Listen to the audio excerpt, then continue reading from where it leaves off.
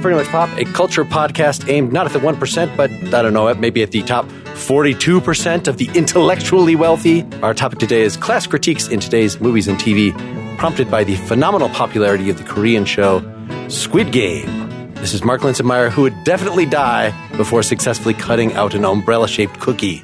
This is Lawrence Ware coming from Oklahoma City, who would die playing red light, green light. Absolutely, definitely. You would not have even gotten past the first one. I wouldn't have even played the game, but I would definitely die at the first stage. Turning and running. That was really fair. That's it. I'm gone. I'm a goner. I wouldn't even turn successfully. I'm gone. My name is Sarahlyn Bruck. I am a writing professor and novelist, and I don't think that my writing skills would come in handy in Squid Game at all, especially not red light, green light. Hello, I am Michelle Parrinello-Cason. I study rhetoric and I teach English and literature to homeschooling students. And I would have died of anxiety before we even got to the first game. So actually, I wasn't implying that I would actually get to that. I was going to say you're the only one who's making it to the carving out umbrellas. It just struck me as a particularly nasty thing to have to do. Man, so this is a very wide open topic. Lawrence, we were on Partially Examined Life talking about Derek Bell, talking about critical race theory just a few months ago, and got to talking that since you're an actual entertainment writer for the New York Times, and you've been on shows with me like 3, 4 times, 5 times, but we've never actually talked about anything in the entertainment world. So it was about damn time. We did not. You had suggested Halloween, specifically like racial horror kind of stuff, Get Out, things like that. There's always new things in that. And I said, well, we've had the Squid Game thing that's also floating around. Is there any way we can just jam these topics together and make it just in general about social commentary in very recent media? My thesis going into this is sort of like it is with social commentary songs, that I'm pretty cynical that anyone's hearts and minds have been changed about these things. And to the extent that with a literary form specifically, if you're just like showing how awful things are and that message gets through, well, that's great, but that's not necessarily entertaining. Those are the movies you don't want to see. Those are not the funny, scary. Those are the dreadfully, like, the awfulness of life. Like, I know this is terrible. It's been very tricky. I think Parasite was maybe a good exception, something that was realistic, but yet also exciting. You actually wanted to be experiencing this. So that was kind of just a thing to throw out. Who wants to kind of start bouncing off that or give your opening thesis? I don't care who starts. Well, let me go ahead and just start right now and say I think you're absolutely wrong. So when it comes to songs, yes, I do have questions about whether or not songs will be effective in moving the hearts and minds of people. But when it comes to Get Out, that absolutely did. When it comes to Parasite, that did. When it comes to really, really successful horror films, now, not all of them are going to be successful. Like Get Out is really kind of unique in what it does. But when it comes to really successful films done by really talented filmmakers who know what they're doing and use their talents to their strengths, it can absolutely be a game changer. So I'm going to say that I think you're wrong, but I'm going to say it with love in my heart. I've taught Dorian Lynskey's book, 33 Revolutions Per Minute. That's like a collection of protest songs through history. And it's been really interesting. And I've taught it to a group of college students and a group of high school students. And most of them were not familiar with most of the songs that we were covering. So they were kind of looking at them out of place and out of time. And they were sort of these markers of history rather than these calls to action, right? So that's the first thing that came to mind when you compared it to like protest songs and songs that are trying to make a change. And I feel like there's something similar in that you can be effective as a protest song without changing the hearts and minds of opponents, because you could be effective by kind of drumming up the hope and the anger and whatever emotions you need to cause action for the people who are on your side, who already agreed with that, and like giving them the tools they need to do something with it. That's a very good point. Yeah. And I wonder too, like, because I've been looking at all of these different forms of media that have explored class, but it always seems like the most effective forms are the ones where you see a cross section of class with race, class with gender, class with education level, and how that kind of resonates with what we're seeing today, which is why I think Get Out especially was such a breakout hit. All right, let me revise my opening thesis. Oh, he's gotten beat up now, so now he's changing his mind. When I developed this idea about protest songs, it was my gut teenage reaction to hearing songs like sign, sign, everywhere, sign, walking up the seat, like, which seemed like I honestly don't know that song. I don't know. What you did not listen to going. terrible classic rock radio as a child. No, did not. Something. No, I am wearing a Wu-Tang t-shirt. I know it's on a visual medium. I don't listen to that. That you can have it. That's you. That's a you thing. I think probably in any art form, if you pick a curated list, so this 33 and a third book is probably like the song Imagine. That certainly captures something. The song Mercy, Mercy, Mercy Me. Like, the whole Marvin Gaye thing. There you go. There's a reason. What's going on? There's a reason why those persist to this day and are just, they're great as songs. And having something that is not merely a love song, having something substantial to talk about, all the better. That said, once that becomes a trend, once Get Out was out there, then inevitably you have a slew of imitators such that when you think of like, what's the average movie that is like this? Probably something with a fairly low level of quality in social critique is what comes up. So I think we're emphasizing different things when I say, as a whole, when I think about this, like I find a lot of these things that were on our potential watch list. Squid Game is the only thing I said we all should definitely watch that. And I should say, for listeners, we're not going to spoil the ending to that right away. If you haven't seen it before, that's fine. I was just about to spoil it. Like, I was just about to spoil it right now. Let's like, a wait. few seconds from now, I was going to spoil it, but I'll stop now. Thank you for letting me know what the parameters are. I was about to, the next thing I was going to be like, can you believe it? But I'm not going to do it. I'm holding back. Go ahead. So, Michelle, you had suggested independently sort of reality show horror as its own topic, which I can't think of a really good entry of that. What can you kind of say? What was the great appeal of that? And some of it's just personal that I keep watching these. What a friend of mine has deemed like fishbowl horror, where you've all like taken a collection of people from various, usually who don't know each other very well, and tossed them together into some horrible, arena. And then we as viewers are like, let's watch them get out of this. Definitely Squid Game's not like Cabin in the Woods. There's a not very good movie called Would You Rather that is definitely in this genre. No, I enjoy Would You Rather. It's low budget, but I love low budget movies. But yeah, I enjoyed that. Also, what's that? They just had a sequel. It's like a game where people are Escape Room. Yeah, Escape Room is solidly in that genre. Yeah, the platform kinda, but it's certainly class conscious, right? No, the platform is definitely one of those. And also, I know at least one Black Mirror episode. Yes. That is along those lines as well. I mean, so that is a solid horror entry. Like, that is absolutely a genre of horror that has been utilized quite frequently to great success, I would argue. You don't like Would You Rather, but I do. I still watched it. It left me thinking. All of them leave me thinking. Like, even when I'm like, I don't know if that was executed very well. But I think that it pulls on your own voyeurism, right? Like, it's very much turns it back at you and like, why are you watching this? Like, why are you watching these people be tortured? What separates you from the game makers who put these people in this position for their entertainment if you're only watching it for your entertainment? And so I think that is one of the elements of this genre that fascinates me the most. Like, what is it calling on us as viewers to do? Are we watching it so that we can feel like oh, well, I'm watching this and agreeing that it's a problem, so now I'm no longer complicit? Or is it inviting us into the systems that have put this in place and be like, are you just getting entertainment out of them?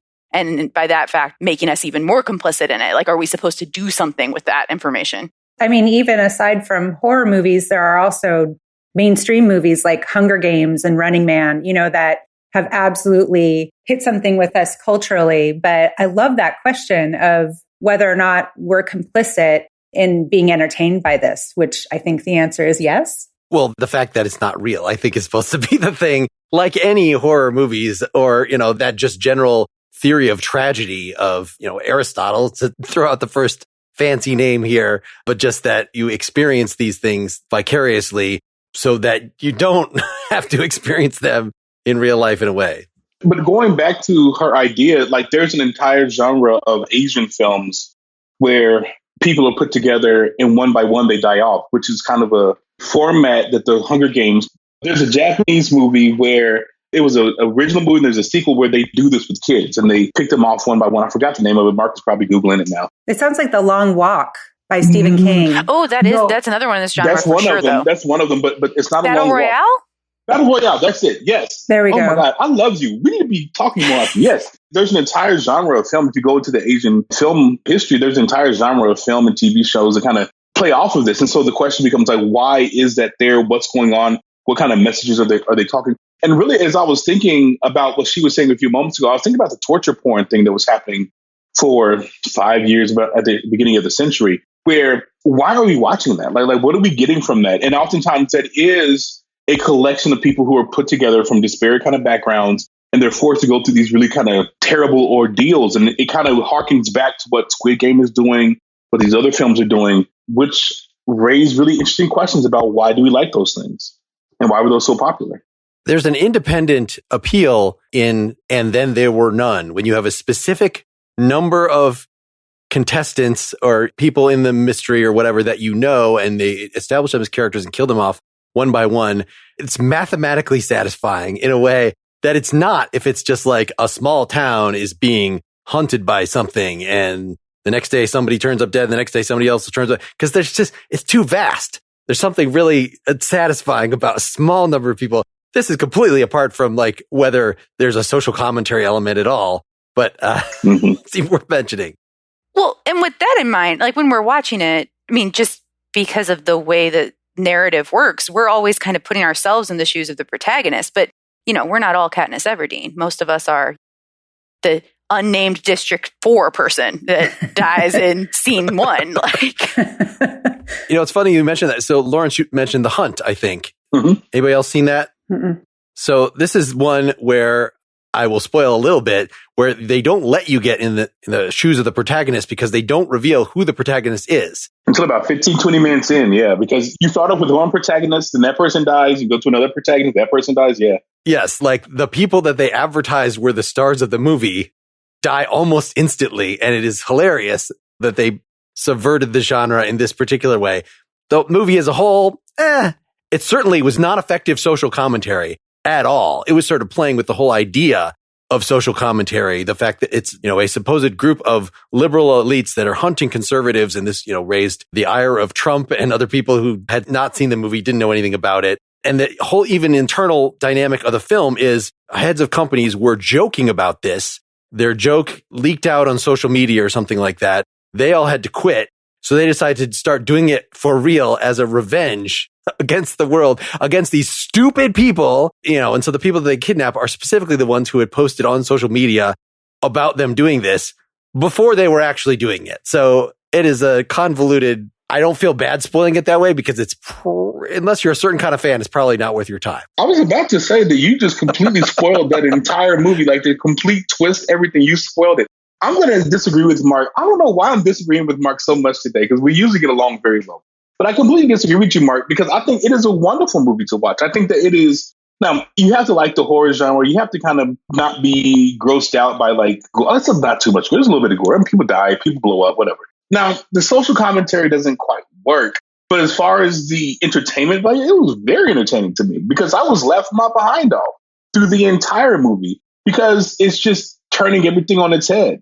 I thought it was great. In that movie, are you supposed to hate pretty much everyone, like Succession? Like we pretty much hate everyone in Succession. Is it kind of the same thing, except it's in the horror genre? Kind of. The people that are the victims, like some of them are presented as stereotypical yokels, but like particularly the one who ends up being the hero, like, no, you're supposed to, she's ex-Navy SEAL or something, it's not like Succession. But I guess, yeah, since you brought up Succession, this is sort of the other side. We've got poverty porn films, if we want to put it that way, of look how these people, which obviously we'll get to Squid Game, but if you're going to object to Squid Game, and it has, I didn't realize, like a 94% on Rotten Tomatoes. That's really high.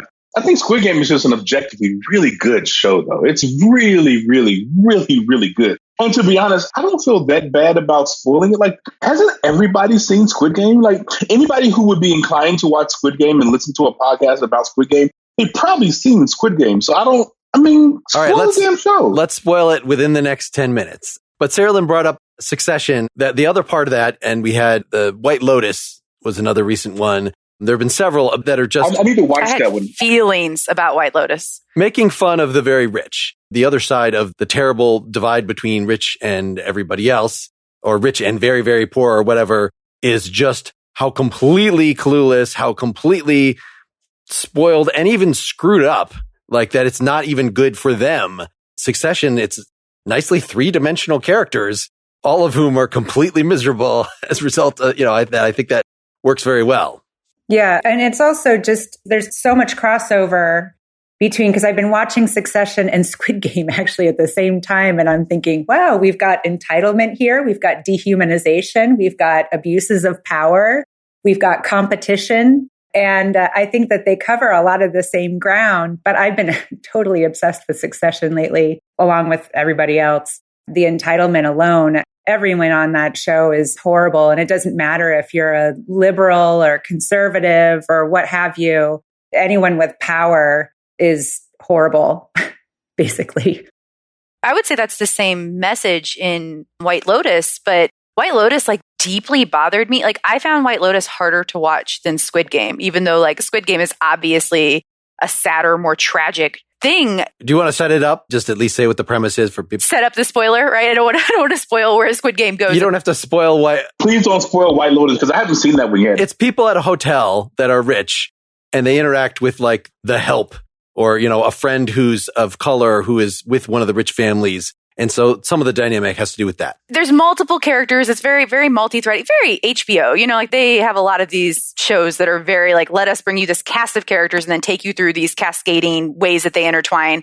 This doesn't spoil it, but the message at the end of White Lotus is just so nihilistic to me. It's just so well, and there you go. It isn't here is this commentary so that we can maybe change it, or maybe this person gets what's coming to them, or maybe we can even be sad about this. It's just kind of and that's how it is sort of the message at the end of it to me that is in some ways just so much more, nihilistic than even some of this other stuff that is so dark. I feel like White Lotus bothered me more than even these more horror, violent versions of class commentary. It felt like a really modern upstairs, downstairs, but I don't think that there's ever been an upstairs, downstairs in all of its iterations that has veered from that message, Michelle. I think it's always come to the same conclusion. Downton Abbey, yes, the same thing. It's just that has such an ongoing soap opera quality that, it has to pick a lot of different things to pick on of now we're going to have our first Black character and we're going to have a thing about the injustice in 1912 or whatever the hell it's happened, 1918 about that. It's more complicated, whereas White Lotus is just bang. This is a picture of some people and the stuff that happens to them over a week. And, that is at least has to be a self-contained message in a way that it doesn't have to, and it shouldn't in a longer running show. Apparently I need to watch this show. But one of the things that I'm really fascinated about Succession, because I've watched it, I watch it and I'm obsessed with it as well, but all those people are just terrible. They're terrible people. Just bad, horrible people. And I don't understand why we are so invested in them and why we care. Because, how do I say this? Because I'm trying not to spoil it. All right. So there is a person who's making a power move and they're trying to do something with the company.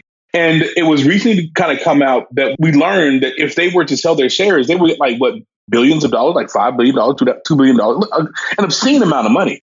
And so they will be fine no matter what. If they were to leave the company, they will be perfectly fine, set up for life. Their kids, grandkids will be good for life. But yet we're so invested in who wins. I don't understand why we like it so much. And I like it. I don't understand why I like it. I don't know why it appeals to me. I don't know why these horrible human beings, I enjoy spending so much time with them. And I care about Kendall so much. What is wrong with me, guys? What is wrong with you, Lawrence? I don't know. Actually, I care about Kendall too. I find myself moved by that character sometimes. But he's horrible too. And Siobhan is horrible. And everybody's horrible. The only good person there is Greg. And people all crap on Greg.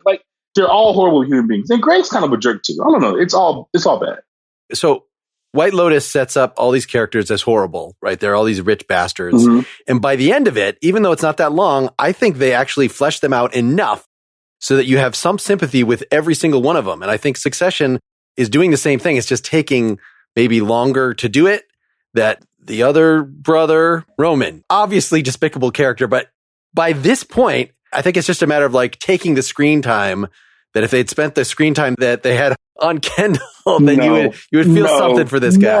No. Roman is evil. What is wrong with you? What is wrong with you today, Mark? Mark, you have the worst takes I've ever heard in my entire life. He was abused. He was abused. He has PTSD from his childhood. Roman is horrible. He's a horrible human being. But I will say that Michelle, she gave you a look when you said that. What was that look all about, Michelle? Shane? You think Shane has sympathy by the end? Because I have zero. I don't remember characters' names in White Lotus anymore. The worst one. The guy who's there, the newlywed, the man and the newlywed couple. Yeah, by the end, you kind of realize this is somebody who's like very spoiled. Yeah, he's like a character off of Succession, that he's super spoiled. A lot of it's about his relationship with his new bride, who he doesn't treat very... He's basically like, you're a trophy wife and you knew you got married to be a trophy wife. Give up your career. How dare you try to work anymore? Like, I had no sympathy for Shane. I'll let listeners decide whether, because I felt like it is that, but it's also a super self-aware, like, I want to communicate one soul, my soul to your soul. Like, and even though it's profoundly clueless about the power dynamics involved, there's a side that's so earnest that there's something that balances out with the objective assholeness of the character and rudeness and entitlement. All right, before we turn our attention totally to Squid Game, let's have some ads. And I want to remind you that you don't have to listen to my ad readings. You can instead support the show either through patreon.com/prettymuchpop, or if you're using the Apple Podcasts app right now, just push that subscribe button. It'll charge you a little money and you'll immediately have ad-free versions of these, as well as for every episode, the extra after show talking, which on this episode in particular is very, very good. So please consider even a $1 a month contribution, which through Patreon will get you all that stuff. I want to tell you about ZocDoc.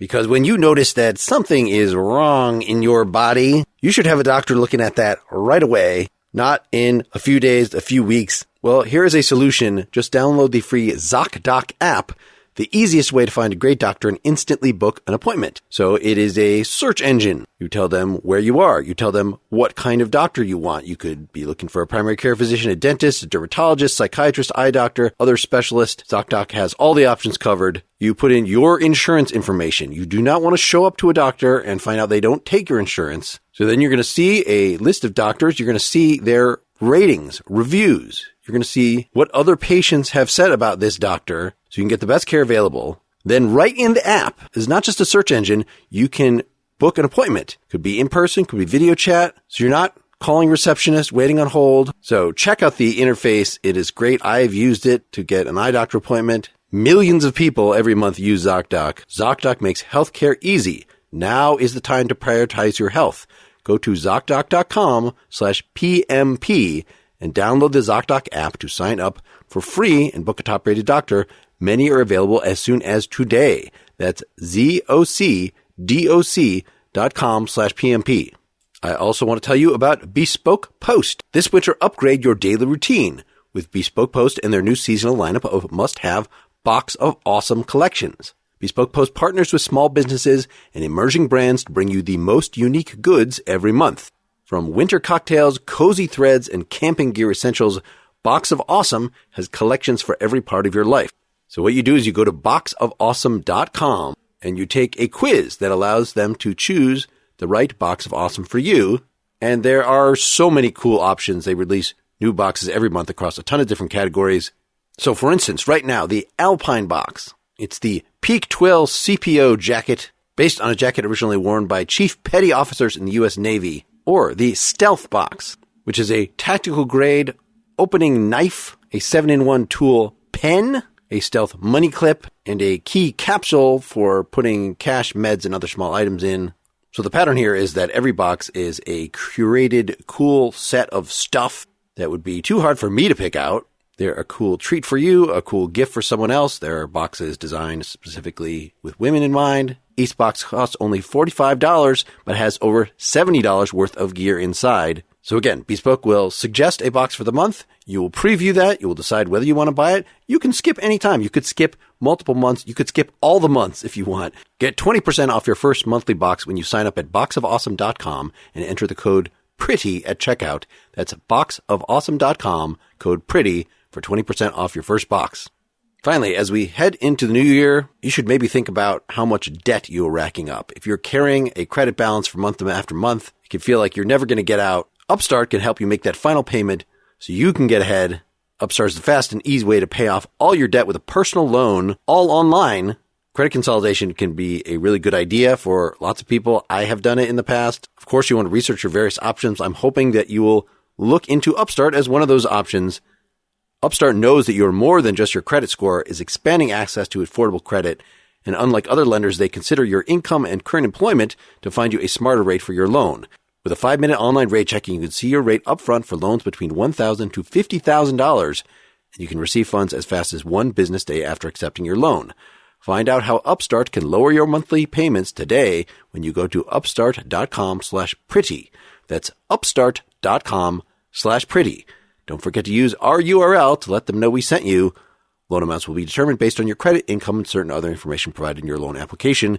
Go to upstart.com/pretty. Maybe instead of entering yourself into a Squid Game. But let's get back to talking about that. Let's switch it to Squid Game. And I'm going to throw out that I found it. I enjoyed it by episode 3 or whatever. Of course, I was hooked. Of course, I watched it.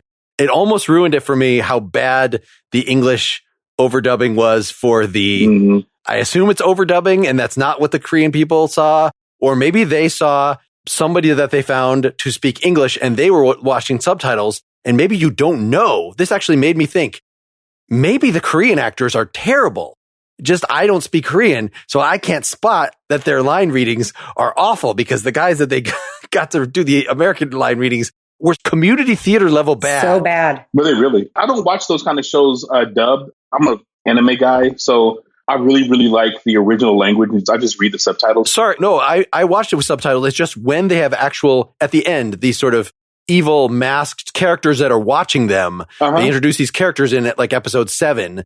And everything that came out of their mouths, I found unconvincing and just grating. And I never thought we were supposed to be convinced by them. I thought they were supposed to be like objectively kind of cartoonishly evil. Because I found them to be bracing as well and grating as well. But that didn't bother me because I was so engrossed by the show that like I just kind of went along with it. Yeah, that was my take too, that like, I mean, and it could have just been, these are the actors we found and this is how they speak. But they were so cartoonish to me in their villainy that I was like, yeah, okay, so you also are kind of this veneer of Americanness or whatever, right, is just sort of dripping over you. But overall, I found it sensationalist and cheesy in a way that rubbed me the wrong way. I had some of those questions that we raised about why, like with the torture porn kind of thing, am I a bad person for sitting through, especially with just watching the first episode? I'm like, if I just saw a movie that was about this guy with a gambling problem and that was it, I would not have thought that was a good movie. And just sitting through the first of the action scenes before you sort of get into it. And I really like the fact that in the second episode, they all go home. That you get this balance again. If it had just been in the games, it had just been the Hunger Games from that point forward, I just would have thought this was cheesy and least common denominator and just not much redeeming about it. You know what? You said that article about where they describe the concept of Han. That really clarified a lot for me because I had some problems with from the beginning. And I have a problem with premieres anyway. I always think that they can often be the least strong of the bunch. But once I read that article about what Han meant, as this deep kind of despair, this powerlessness, this helplessness, that all-encompassing word. I love that they have a word for that in Korean. And that made so much sense to me. I kind of watched the show and I only got through episode 5, I have to admit, but that actually kind of explained a lot of their behaviors in the show. And I felt like I got it on a deeper level than otherwise. So wait a minute, Mark, did you like the show? Overall, yes. I mean, I definitely it was good enough for me to watch for sure. And I will watch the next season, but it's sort of a guilty pleasure. I don't think it was anything near like Get Out level. No. Yeah. It was not like Parasite. Parasite, I thought was a masterwork. I didn't think this was anything close to that, just in terms of sheer storytelling, movie making kind of. Go ahead, Michelle. What do you think? I liked it. I was impressed with the pacing. I think that that's something that I often struggle with these kinds of like where the action is all in the horror and the violence. But they did take the time to like send them home and like show these moments that slowed it down in ways that I thought the editing was done really well. And I also I don't know if we're at can we spoil it yet territory, but yes. We're at that point. Okay. Well, wait a minute. I don't know. So like Sarahlyn hasn't finished it. So she's standing in for the audience. I spoiled it for myself. I already read what happens in all the episodes. Oh, okay. You know the main character is going to win. Come on. Well, so that's actually the point that I was going to say is that I the main felt character didn't. Well, okay, keep going. I'm sorry, keep going. Sounds like there's going to be a second season. I felt like I was being emotionally manipulated, obviously, and that I just kind of allowed it, right? Like that. I was like, okay, I'm letting you tell me which characters I should be rooting against. Like, oh yes, I certainly hope that you lose in the next game, but you won't because I'm going to need to hope that you lose through the whole season. So I know you're going to survive. Like, just kind of how those conventions were being played with, and sometimes not held up in a way that was surprising and interesting. I guess if I have any complaints about it, it's just that I knew what it was doing to me and I couldn't stop it, right? Like I was like, oh, they've got me and I'm along for the ride. Like, okay, so I love the show. Like I unabashedly love the show because it mixes all of the stuff that I absolutely love. It was great pacing, great acting by the main character. Like the American people were trash, but that's fine. Great direction. I thought the great direction was wonderful. I thought it was a brilliant idea to take this well-worn kind of Asian trope and to kind of modernize it a little bit. There's a legitimate reason why it was number one in the world for so long. Like it was number one so long. And I think that the reason why is because it does all these things well. It has a little bit of a twist in there. And then I thought that the mixture of the characters played well off each other. So there's people who hook up at certain areas and then they kind of fall out. And then there's like payback. And like, I thought it was a wonderful show. Now, as far as the social commentary goes, I mean... Yes. Let's get on that because we could disagree about the aesthetics, but the social commentary... The social commentary, no. But to be honest, I don't know if I'm the audience that it should work for. Because maybe there's something going on in Korea that I'm just not a part of. And so maybe it hit with them very deeply in the same way that like Get Out would hit with us very deeply. But it maybe Get Out wouldn't hit with them very deep. You see what I'm saying? So maybe there's something going on where it would hit deeply. So for me, I'm going into it with an appreciation for the setup, the appreciation for the horror stuff, the appreciation for like tug of war and how twisted tug of war was. And, that's stuff that I appreciated. But the social commentary maybe just missed me because I'm not the audience for it. But even if we weren't the intended audience, we certainly, became a huge portion of the audience that responded to it. So, like there were kids in the Halloween costumes, although it certainly... It was everywhere. Just was a cultural moment. So it has to be resonating. I would imagine that the social commentary has to be resonating in some way for it to have taken hold that fully. Oh, for sure. There was some statistic in one of the articles about that 70% of South Korea has a bachelor's degree, has college. And yet they still have all of this, student debt, mortgage, they have all of this debt that they can't seem to get out from under. And we're seeing that obviously here. The characters themselves, it didn't seem like the show had a judgment about what kind of debt they had, which I liked. I liked that. That's a good point. We can root for somebody who has a gambling problem. It's, that's a disease.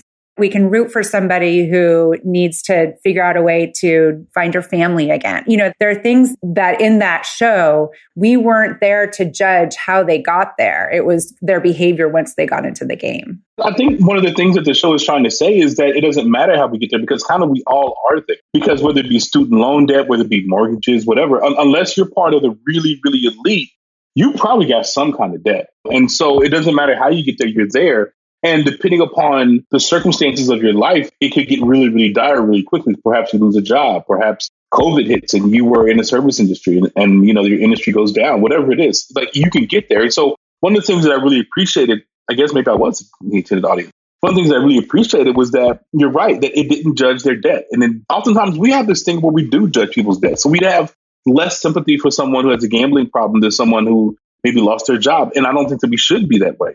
And the show wasn't that way. The show, it gave you glimpses of what was going on with them, but it didn't go too deep because the point was that they were in debt and they were in such dire straits that they felt that they had to do this in order to kind of get out of it. And I thought that was a brilliant move by the show. I thought it was really, really well done. With the exception of debt through corporate malfeasance. I don't think they were trying to get you to sympathize with that guy. That's true. But he was a villain anyway. And the games, at least the earliest ones, were set up in such a way that you went from more individualistic to more collectivist for how you had to solve them. I did not notice that. That's a good point. That's a great point. Like red light, green light, it's just you, right? Except for that we see the guy who chose to act out and help, but that wasn't part of the game. And then as the games went on, like tug of war, you have to literally work as a team. And then eventually you become adversaries, like where you can't both win the marble game, right? And so I feel like it was intentionally arced through those. It's a very good point. And that was also about kind of pitting people against each other, which is what we do anyway. It's that sense of competition. It's pitting people who should be on the same side against each other. We're fighting the wrong people. And we do that here. We do that everywhere. That's a global problem. Well, and the illusion of always still having the same side. At any point, you all can vote. And if the majority says yes, we can stop. Like that illusion of having a solidarity option. And then the way that they took that option and then came back was just gut wrenching.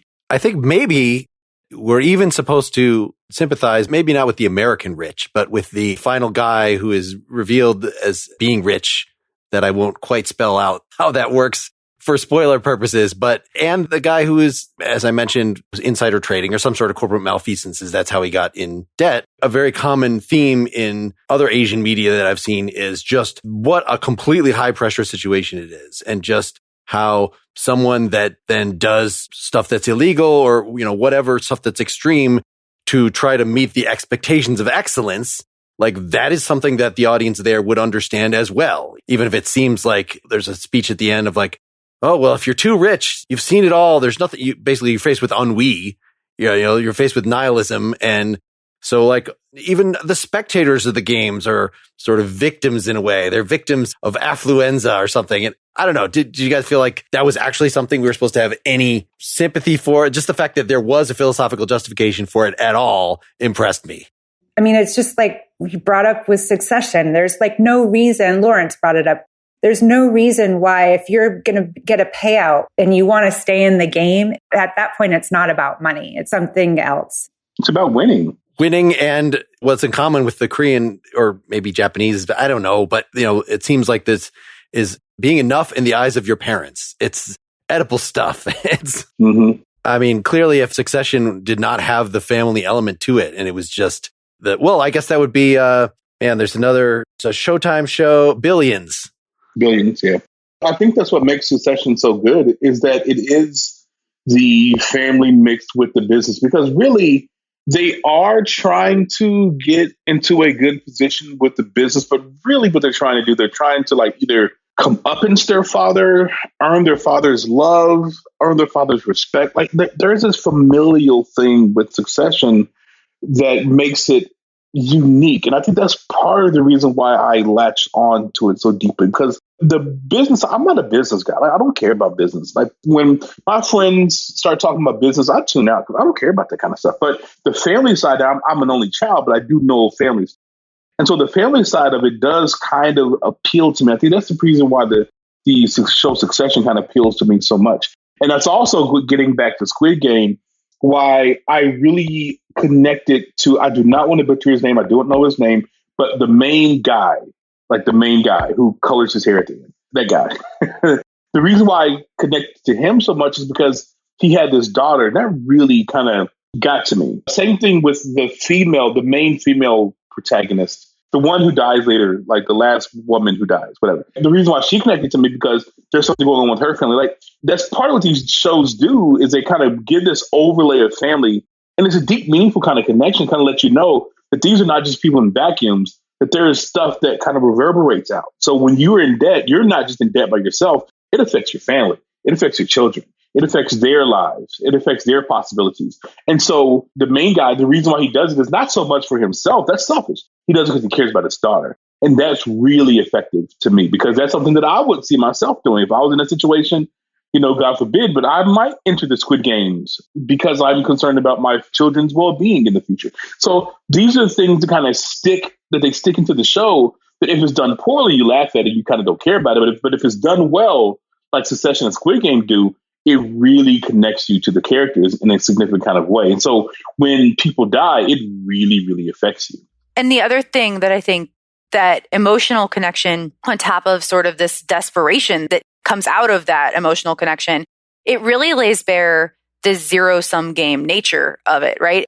And you see that in the early part of the game. They're like, okay, well, we'll just earn enough money. And then those of us who make it will get all this money. But like, there's only one of you making it out of there. By the end of like the first game, that only one of you is leaving. But they kind of just keep up this like, we can be a team message, because what else are you going to do, right? Like, how else are you going to keep yourself going through the next day and go to sleep thinking that you're safe, right? There's this kind of necessity to it and this brutality to it that feels like a critique on capitalism that is just so hard to watch, right? Like, because what options do you have? You don't have like an opt-out at that point, right? So it's all about telling yourself the story so that you can literally go to sleep at night knowing that, well, my team is watching over me, I hope, for tonight, right? Yeah, that's absolutely, it's a critique on what capitalism is. And I think about with Logan, the head guy on The Father in Succession, he is self-made, right? He's the only one actually, I think in the show right now, who's a self-made billionaire. He created the company from the ground up, whereas all of his children have been born into this obscene wealth and they have zero tools for real life. They do not know how to function in the real life. I mean, Kendall can't even drive, he has to ride on the back of a motorcycle in order to look cool, it's like, and none of them can relate to anyone in the real world. And when you take a look at Squid Game, again, it's that zero-sum game. It's who's going to make it out on top. There's only going to be one. What you just said just made me think about Schitt's Creek and its popularity so much, which I know is like the extreme opposite, but it might be tapping into the same cultural moment of like wanting some sort of alternative to like who's going to come out on top. Because it was the same kind of like these people have no skills, right? They have nothing that they can do in a practical world. I mean, literally, they can't even fold cheese into macaroni and cheese, right? Like they cannot function. And so as soon as you took away the wealth, they were left completely incompetent. But then watching them kind of build those relationships and the skills. And that's when we're like, everybody is okay. Like it isn't a zero-sum game, that they do like raise each other up and the people around them up. I think that that's why that story was so popular and got so many people invested in it. And it is just sort of not one we see much in real life or in fiction. If you can get past the first episode or two on that one, because that's one that I tried watching with my family and they just saw the unappealing characters right at the beginning and like, no, they humanized them. In fact, pretty damn quickly, like by the end of the first season, the very short seasons, it's just the style of humor that you have to be okay with, and you have to be okay with everybody. There's something that is brave about a show that, I don't know, maybe it's just a stylistic thing. Maybe it's not a moral virtue, but that they don't feel like the characters have to suck up to you and sort of appeal to you in a traditional way, that we can write a character, whether it's because you want to make it more three-dimensional or because you just want to use rude humor or something, that, you just got to be prepared to take that and say, my relationship to what is entertaining me doesn't have to be either these are people that are pleasant to be around or these are people that I identify with, or preferably both. For the record, I've never seen Schitt's Creek, so I don't know anything about this. That was not my kind of show. It's about how we are all of a sudden, we're very suspicious of that pull yourself up by your bootstraps message that we got like in the 80s with like Trading Places and Working Girl and movies like that. If you work hard enough, it'll be hard, but you can do it. And that's what the dream is. And we have a very defined, a very clear lots of money, dream that we all should be sharing, when that's actually not true. And I love that shows like Schitt's Creek actually resonated today, because I think we've got public figures like Bernie Sanders and, people who are telling us that maybe that we shouldn't have billionaires. Maybe we shouldn't be wanting that. What is the end game? It's not about who has the biggest pile of money at the end. That's pretty empty. And we're seeing that again with Succession. I don't want any of those lives. They look so miserable. I do not want that. I'm fine, teaching at a community college and coming home and doing a podcast. Yeah, so you're getting a kind of, we're in the home stretch here. Do we think that we're throwing a lot of properties around? Maybe it's like advertising, that you see an individual commercial and you're like, that's not going to convince anybody to buy anything. Like, it's just annoying. In fact, it makes me hate the brand because you're singing the brand's name and you're showing this purposefully manipulative imagery, but it is getting the message in your head. So they hope that at least when you're considering to buy that brand or the generic or something you've never heard of, that you might at least default to their thing. And maybe this is kind of, no matter how over the top, obviously there aren't real people in a Squid Game, hopefully. It's super exaggerated. I'm not sure whether Succession is exaggerated in the same way. I'm not sure whether White Lotus, the lifestyles of the rich and famous are a mystery to me. So I don't really know. We can imagine. But, even if these things are overdone and you feel like they're manipulating you or they're just not realistic enough to make a social point, still it erodes the overall faith in an audience that is open to this in capitalism, at least, in this sort of capitalism that results in this extremes of wealth disparity. It did enough to make Ben Shapiro throw a fit about it. So it had to have been making some kind of commentary. I don't know. They throw a fit about a lot of stuff. That's true. Cat in the Hat and yeah. But he was like, this is a communist message. And I don't think it is a communist message, but that was certainly They didn't have nice things to say about North Korea in Squid Game. Right? That's right. Even worse. It's just the irony of like, oh, you escaped North Korea. Now you're home free. Oh, no, it sucks here, too. It just sucks in a different way. Great. Have we said enough about the thesis? Anybody? I kind of opened up with this, like, what is it asking me to do as a viewer? What is it asking viewers to do, right? If it is some kind of commentary, is it rhetorical? Is it trying to make me take action? And I think I come ultimately to no, because there isn't an action that I as an individual viewer can take. So I think it might be more just trying to move the zeitgeist kind of thing, right? Like just trying to change the cultural temperature a bit rather than try to spur its viewers into some kind of action. Because what can I, sitting in my living room watching this show, go and do afterwards with my frustration with the system? Not much, right? And so I don't think that they are rhetorical pieces in the way that a protest song about a very specific thing is, to try to go and get you to take some kind of specific action. Maybe I'm just feeling jaded and that's not accurate, but I think that's where I'm landing. Yeah, the story of the hurricane, the Bob Dylan song, that was a very specific story about somebody that was still in jail for something that he hadn't done. And I think it actually had real world effects. Yeah, it did. It did. Although I do think, so let me get philosophical here for a second. What I do think that it's trying to do is move the zeitgeist, or to put it in a little bit different way, maybe people are just so dead, meaning they're just they're walking through life and not really paying attention to the things around them that kind of shape their lives. And it's simply just trying to open their eyes to it. So I remember there used to be documentaries that I would watch, like Invisible Children or something back in the day. And at the end, it'd be if you want to get involved, go to this website, blah, blah, blah. And I remember when I was younger and I was dumber, I was like, oh man, I'm going to go get involved and go to this website and make a difference and make the world a better place. And I'm sure that what I did nothing. And that's not what Get Out is trying to do. That's not what Squid Game is trying to do. That's not what Succession is trying to do.